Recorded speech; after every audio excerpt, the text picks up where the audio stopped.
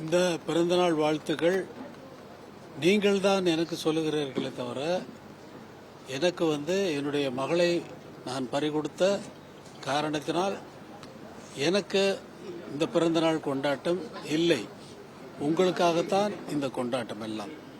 நன்றி, வணக்கம். வணக்கம். என் பேர் மனோ கார்த்தி, திருப்பூர்ல இருந்து வரேங்க. கண்டிப்பாங்க மேம். பொதுவாக இன்றைக்கி எல்லாருமே இன்றைக்கி இருக்கிற காலகட்டத்தில் நிறைய ஸ்ட்ரெஸ்களோடு சுற்றுறாங்க. அதுக்கு ஒரே மாமருந்து பார்த்தீங்கன்னா இசை மட்டும்தான். அந்த இசை தெய்வத்தை பார்க்குறதுக்காக நாங்கள் வந்திருக்கோம். சொல்லணும்னா கிருஷ்ண ஜெயந்தி இந்த மாதிரி கடவுள் அவதரித்த நாள ஜெயந்தியாக கொண்டாடுறோம். எங்கள் இசை தெய்வத்துக்கு நாளைக்கு ஜெயந்தி நாள், அதை கொண்டாடுறதுக்காக நாங்கள் வந்திருக்கோம். புது ராகம் படைப்பதனாலே அவரும் இறைவனே, விரலிலும் குரலிலும் ஸ்வரங்களின் நாட்டியம் அமைத்தார் அவர், அதை ரசிக்கிறோம் நாம். ஒவ்வொரு வருஷம் நாங்கள் மேக்ஸிமம் தேனியில் பார்ப்போங்க. தேனியில் பார்க்க போவோம். இப்போ இங்கே ஃபர்ஸ்ட் டைம் பார்க்க வந்திருக்கோம். ஸ்டுடியோக்கு ஃபர்ஸ்ட் டைம் பார்க்க வந்திருக்கோம். என்னை பற்றி சொல்லணும்னா நாங்களாம் எப்போது செத்து போயிருப்போம். அதுதான் உண்மை, ஊர்ஜிதமான உண்மை.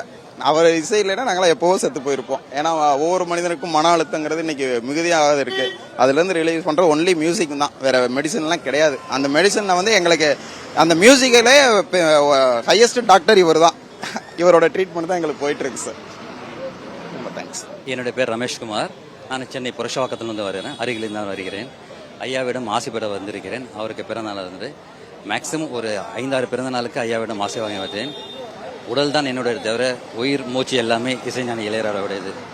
இசைக்கடவுள். அவர் பண்ணாத ரெக்கார்ட்ஸ் கிடையாது. அவர் பண்ணாத சிம்பனி அந்த 35 முடிச்சதெல்லாம் ரொம்ப ரொம்ப உலக சாதனை. அவருடைய பாட்டு இல்லாமல் நான் எழுந்தது கிடையாது, தூங்கினது கிடையாது.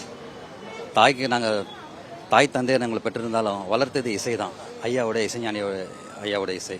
அவர் மேன்மேலும் பல ரெக்கார்டுகளை பண்ணி பல சாதனை பண்ணிட்டு எடுக்க அவரை வாழ்த்த வயதிலே வணங்குகிறேன்.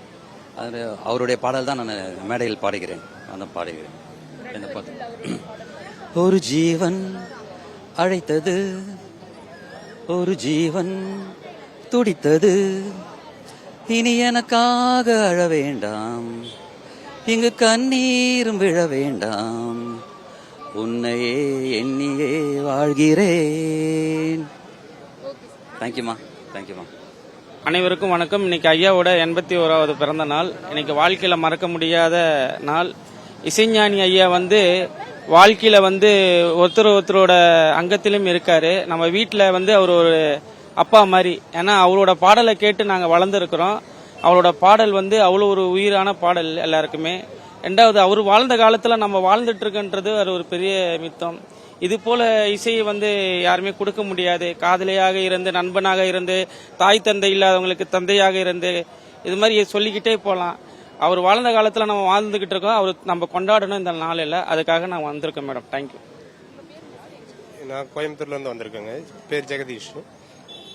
ஐயாவோட தீவிர ரசிகர்.